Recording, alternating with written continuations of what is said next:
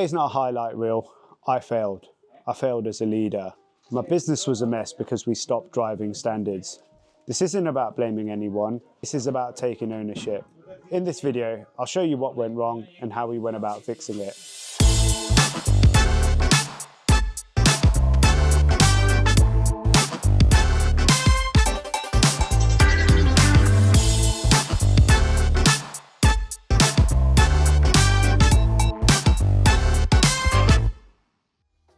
So realize a warehouse is a complete mess, and there's lots of reasons for it. One, we've grown without having a particular system in a way that we're able to know exactly what stock is where. A lot of our stock is kind of made to order and it just looks like we've been ordering nonsense.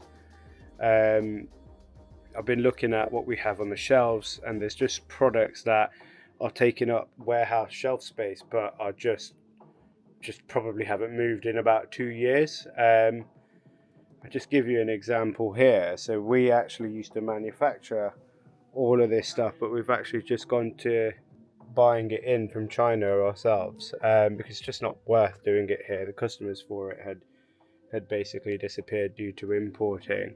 We realized something else. We don't actually have a culture of improvement here, and that's something that I'm thinking hard about how to implement.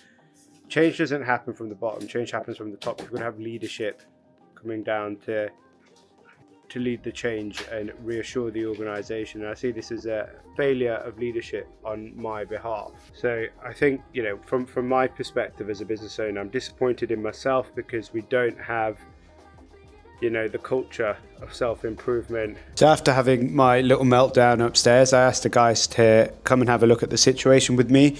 They all agreed that there was something that needed to be done. So what we did was we packed all of those little discs into boxes and we tidied them away into a place that was more appropriate. Just labeling up the boxes from the bias binding. So every box will have a label. The labels look like this. They'll have the supplier, they'll have the name of the product, a QR for the product so we can scan it internally. Then every single one has the quantity that we have within the box. Building a pallet so we can have it, and we're keeping the stickers on the outside so we can easily find the product if we need it. Just want to show the difference in the bias binding area after the 3S project, so sort, sweep, standardize. If you remember, there was a load of boxes here. This is just full of other boxes. Managed to sort it all out, and what we've kept here is only the colours and the quantities that we require. This is the 1/2 inch. Stressed out looking at it, so the team really supported me on that. The whole point of this is to identify defects one area at a time and then go to improve the business step by step. After doing the sort, sweep and standardize on the bias binding area, it was much easier to see what was in stock. Why this was really useful for me was I actually got to feel the pain that our staff on the ground feel, and that I think is just super valuable as an owner of a business. It's a real form of empathy that I think if you're able to, every business owner should do. I think walking the walk is one of the most important things that a business owner can do. See me doing here, implementing a red sticker system. So anything with a red sticker means there's a defect. So specifically on these products, that means there isn't a product with a label, right? Why do we want a label? It makes it a lot easier when it comes to stock counting. When we're doing our stock counting better, that means we're managing our cash better. One of the really fun parts of the week was shooting the thumbnails for YouTube. We all agreed as a team that they needed to improve, and actually I'm so grateful that we did it. Not only did I get to spend some quality time with Baltic shooting these shots, playing out a range of different emotions for the camera, but I learned a hell of a lot as well, which is what this whole journey is all about for me. Hey guys, quick explainer while I've got a minute. In this business, you'll see me jump between 2 totally different jobs. One day it might be fixing stock accuracy, the other day it might be negotiating with a supplier, and another day it might be rebuilding part of the website, or indeed dealing with a customer experience issue or something along those lines. It might look quite chaotic, but actually it isn't. I'm following a framework, and that's Porter's value chain. The whole point of the value chain is this: every part of the business creates value, and any part that leaks, the whole thing slows down. E-commerce is absolutely unforgiving. 1 weak internal driver, whether that's stock, operations, dispatch, marketing, customer service, the entire chain drags. Let me show you a simple version while my editor chucks it on the screen. Along the bottom, you've got something called primary activities. This is inbound logistics, so how stock arrives and how suppliers behave.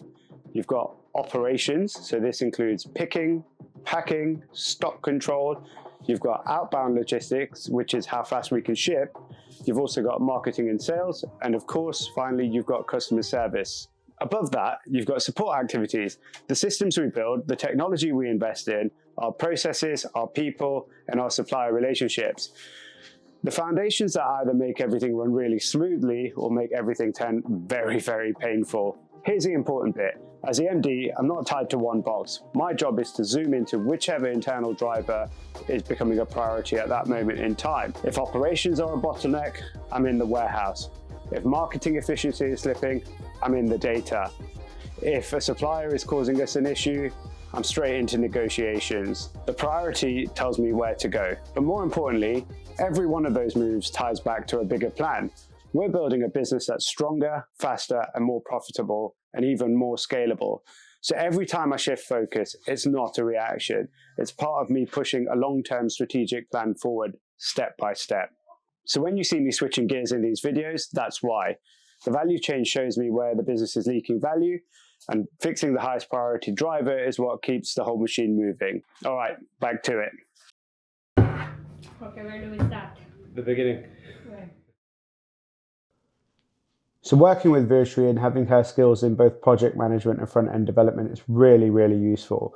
It helps me visualize where the outcomes of our projects will go from a front-end perspective, and in particular what a customer journey looks like. We both spend a lot of time thinking about the AIDA model of marketing, which is attention, interest, desire, and action. What we aim to do is to ensure that we have modeled this funnel in every single piece of marketing activity, and indeed that our landing pages match back to this. This is super powerful when it comes to guiding our customers through the sales funnel. Without this, I think we'd be wasting a lot of money. In the UK, we have both Kavtan and Virtually who are part of our tech team. Now, what we're finding is we need more capacity, particularly on the front end side. So this could mean maintaining the website, creating quick visuals or landing pages, and of course, building really fun campaigns. We discussed how we think we could do this, and we thought the best option in this case was to offshore. The reason that we did this is so that we could, one, save cost, and two, have flexibility with the vendor. We're actually working with a team in India at the moment where we're really, really impressed by the outputs that they're bringing to us. We're hoping that this can be the start of a long-term relationship with them.